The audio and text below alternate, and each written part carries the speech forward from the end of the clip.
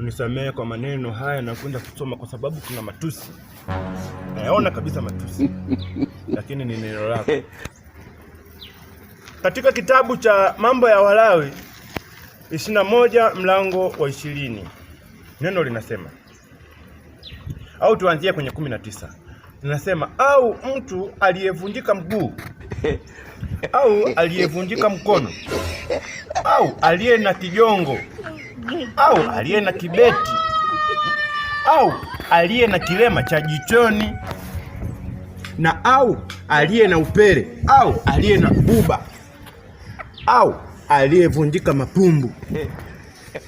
Hili neno kwa kweli limenichanganya. Ni neno lako kweli Mungu? Au aliyevunjika mapumbu.